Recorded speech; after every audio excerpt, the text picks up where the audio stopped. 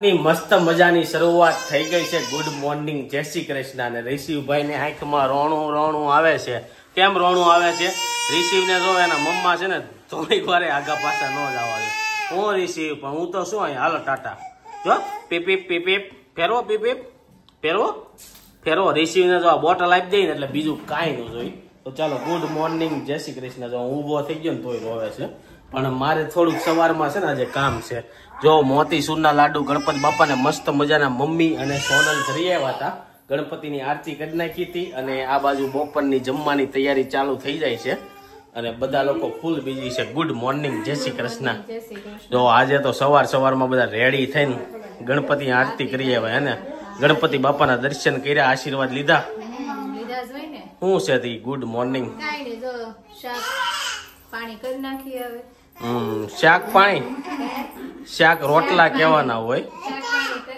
અને આ બાજુ જો મમ્મી ડ્રેસ પહેરીને ગયા હતા, એમને મરાઠી સાડી પહેરીને જવાય ને આમ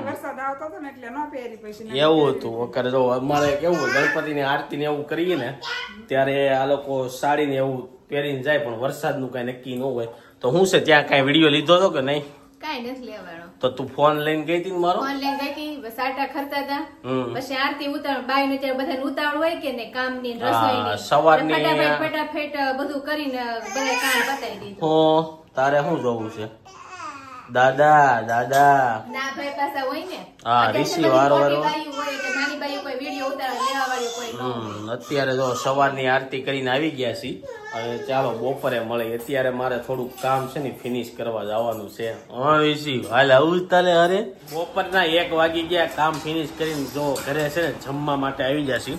જમવામાં અડધું જમી લીધું ને પછી યાદ આવ્યું કે વ્લોગ ઉતારવાનો બાકી રહી ગયો। તો રોટલી છે, સેવ ટમેટાનું શાક હતું, પરવરનું શાક હતું, ગણપતિ બાપાની પ્રસાદી છે અને દાળ ભાત છે। તો આ બાજુ તો આ બધા લોકો જમવામાં ક્યાં પૂગી ગયા? દાળ ભાતે ઠેઠ પૂગી ગયા। આ લોકોને ખવાઈ ગયું। હું જે આવ્યો ને આ લોકો કે જમવા બેસી જાવ છે, બેસી જાવ, 5 મિનિટ પોરો ન ખાવા દીધો। આમ નહીં તમે અત્યારે તમને ખબર છે દેશમાં કેટલા ખાડા પડી ગયા છે રસ્તા ઉપર?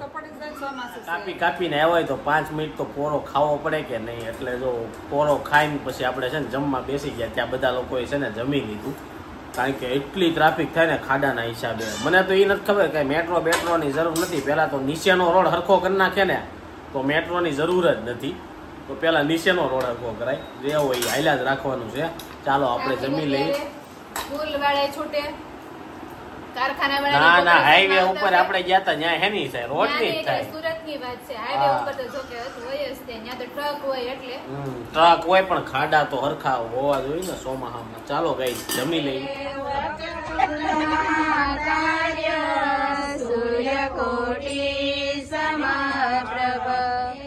જે કરો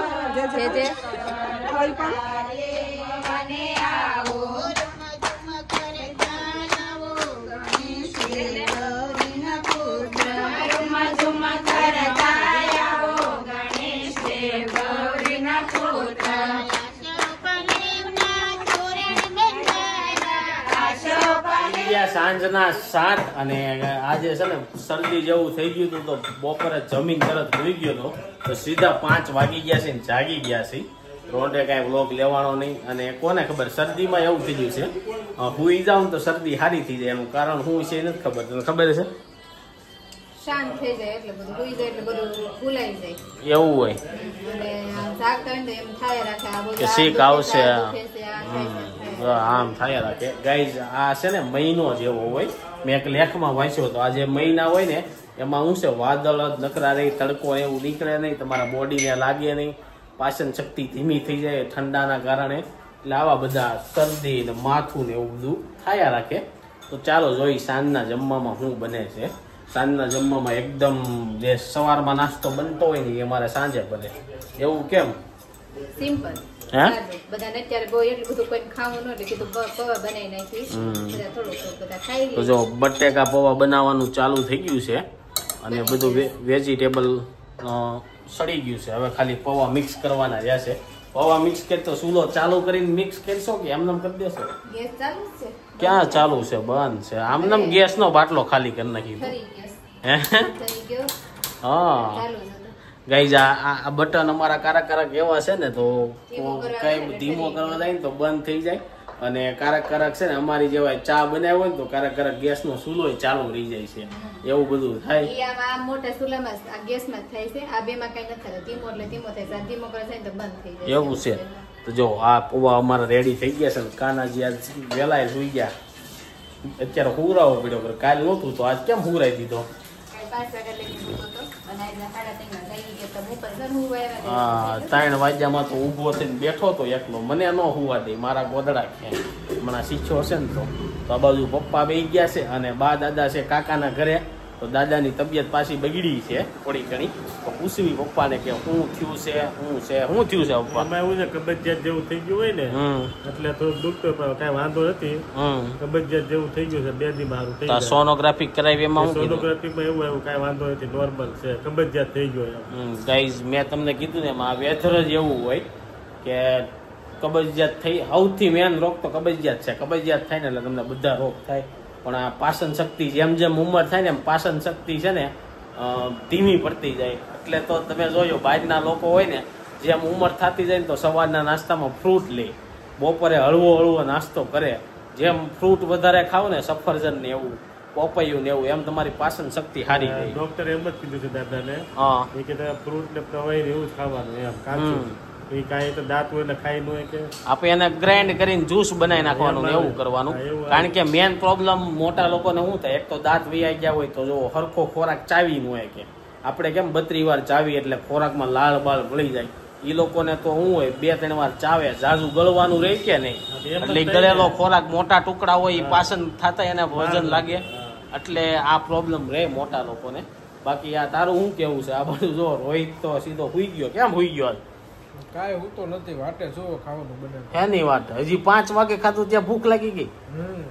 શું છે આજ ગણપતિ નું શું છે?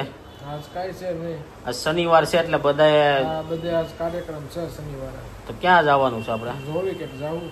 ગાઈસ ગણપતિ નો તહેવાર આવ્યો છે ને ત્યારથી અમારે 11 વાગી જાય, 11:30 ઘરે આવતા. કાંકરે કાંક કાર્યક્રમ હોય ક્યાં આજે ઓલું થીમ બધી ગોઠવી હોય ન્યા. હા પણ ન્યા એમાં એવું થાય એક જગ્યાએ ગમે ત્યાં જાવીને ત્યાં એક દી પૂરો થઈ 4 કલાક વહી જાય. હા બાર એક એમનો વાગી જાય. અમે ગયા વખતે હોય પાછું અંદર થોડું એટલે બધે જો જઈ ન હોય એવું થાય છે. ગણપતિ જોવા જાય ને ત્યાં થાય છે એવું કે થીમું ને એવું ગોઠવ્યું હોય. એ થીમુમાં અત્યારે કેવું છે બહુ ઓછા લોકો થીમું ગોઠવે, એટલે ત્યાં લાઈન જ એટલી હોય 1-2 કલાક. તો એક જગ્યાની એક થીમ તમે રોજની માણ જોઈ શકો. અને એવી સુરતમાં બહુ બધી જગ્યાએ થીમ મૂકી છે. ગયા વર્ષે હું સોનલ ની ગયા હતા તો ત્યાં ગયા લાઈનમાં ઉભા રહ્યા ને પાછા હોય અલા એના આગલા વર્ષે ગયા વરીએ તો ક્યાંથી ગયા હોય આપણે, ઋષિ નાનો થઈ ગયો હતો હે ને. એટલે એવું બધું છે, જોઈ છે સાંજે ક્યાં જઈએ છીએ. બાકી એવું લાગશે તો પેલા તો જવું જોઈએ કાકાને ઘરે, દાદાની તબિયત પૂછવા. રેડી થઈ ગયા છે ને એની સાથે છે ને આંબલી વાળી ચટણી બનાવી છે. મને એમ હતું કે રિસીવ નો શીરો બનાવ્યો છે પણ આંબલી વાળી ચટણી છે. તો આ બાજુ એટલે હવે પવાઈ થઈ રે તો ભલે. બાકી આજ કઈ નાસ્તો બાસ્તો મળશે ને એવો કાલની ઘોડે? કાલ હું ગયો હે કાલ તો હાંડવો બનાવ્યો હતો ને, આજ કઈ છે નહીં. જો પૌવા ખાવા બે ગયા છે. પપ્પા ને ફૂલ મજા આવી, મને તો ન મજા આવી હાંડવામાં. મજા આવી ગઈ તને?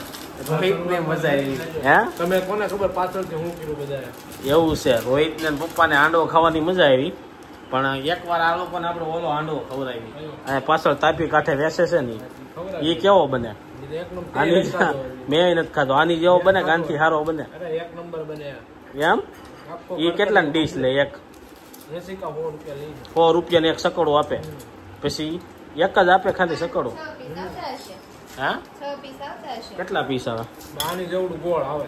એક જ ધરાઈ રહી, એક માણા એક ધરાઈ રહી એવું છે.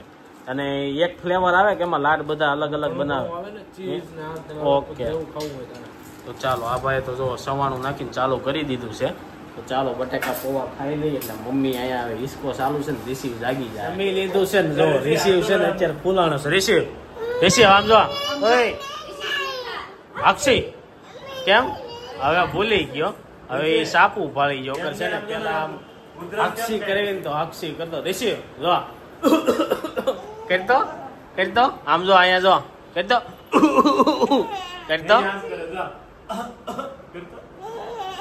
એમ નહીં જો આમ રિસીવ અક્ષી કેમ કરવાનું અક્ષી કરી દો અક્ષી કેમ કરવાનું અક્ષી અક્ષી કરી દો કર એમ કરવાનું ઉધરા કેમ ખબર ઉધરા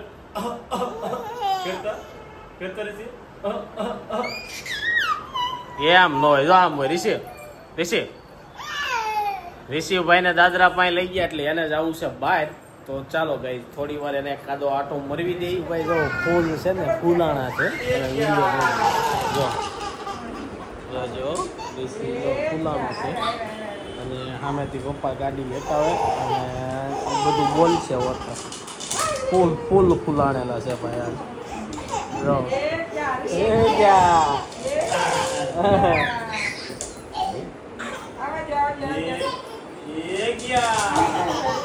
એને ખબર પડી જાય વિડીયો ઉતારવી નહીં કારણ કે આપણે એના વિડીયો એને બતાવી શીખ્યા નહીં એટલે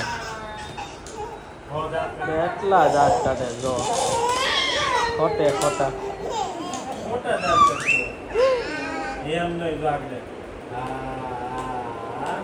એસે ચક ગાડી ચક ગાડી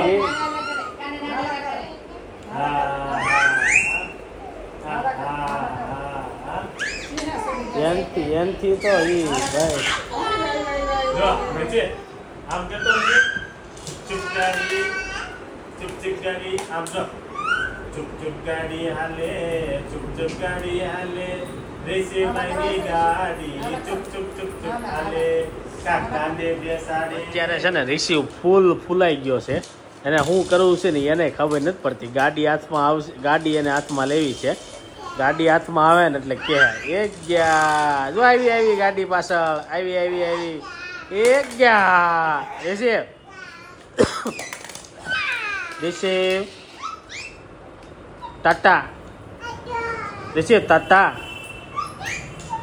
રિષિ એની મસ્તીમાં જ છે. ચાલો ગાઈઝ જો રિષિ ટાટા આવ્યો હવે છે ને ફાસ્ટ ગાડી હાલવા મળી છે. અત્યારે લગી ધીરે ધીરે હાલતો હતો હવે ગાયકા બધા પૂગવા મળ્યો છે. હવે અહીંથી કંઈક નવું ભળી ગયો પોપલી વિકસે એની ટ્રેન ચુક ગાડી ચુક ગાડી રિષિ કરે છે મોટરનો જો કેટલો ખારું મજબૂત છે નકર આ કરવા બધું તોડી નાખ્યો નોખું છે. કરે એમ છે. અત્યારે વાગી ગયા સાંજના 12 વાગી ગયા 11:15 થયા. મને કેમ એમ છું 12 વાગી ગયા. અમે ગયા હતા ગણપતિ જોવા માટે સુદામાકા રાજા પર. ત્યાં છે ને આપણે કઈ વિડીયો લીધો નહોતો કારણ કે ત્યાં ટ્રાફિક જ એટલી હતી ને અમે કઈ વિડીયો લેવા નીકળ્યા નહોતા. રિષિવને આટો મરવા નીકળ્યા હતા અને સોનલ કે મારે જવું છે અંદર. તો અંદર ગયા તો કેવી મજા આવી રિષિ? ટ્રાફિક હતી હે ટ્રાફિક બહુ હતી. હા ટ્રાફિક બહુ હતી. ફ્રેન્ડ કેટલા ને મળી ગયા હતા રિષિવના ફેન બહુ હો મમ્મી. હા મારી કરતા દાદા રિષિવના ફેન. ગાઈઝ ત્યાં છે ને બહુ બધા લોકો આપને મળ્યા જે આપણા વિડીયો જોતા હોય ની કે આગેથી એમ કહેતા હતા કે જો ઓલા વિડીયો બનાવવાની. ગાઈઝ પાસે આવવાનું મળવાનું બિંદાસ થી તમ તારે. એક બેન તો હું કીધું હા આલ્યો સોનલ બેન આલ્યો સંદીપભાઈ કે ખાવી કે સોયાબીન એમ. હા સોયાબીન હારા હતા. હા એ સરસ હતા. એ કે સવારમાં કે તમારો વિડીયો જોઉં પછી થી કે મને કાંઈક કામની દસ શું થઈ કે તમારો હા વિડીયો ઈ બેને છે ને ત્યાં સ્ટોલ કર્યો તો મમ્મી આયુર્વેદિક કેવું કાંક હોય ને ઈ સોયાબીન ઘરેથી કાંક બનાવીને વેચતા છે. પણ અમે રિસીવને છે ને લેવા જવાનું ઉતાવળ આગળ મૂકીને આવ્યા હતા કારણ કે ત્યાં ઓલા ડોક્ટર આપણે બેન નહોતા આવ્યા ઘરે ઇન્વિટેશન દેવા બેનનો સ્ટોલ એનો ત્યાં સ્ટોલ હતો. તમે ત્યાં બિહાર દીધો તમે સ્ટોલમાં અંદર રખડતા હતા. એટલે મેં કીધું ડીજે ને એવું વાગતો છે ને તો આ ભાઈ પાછો બી જાય.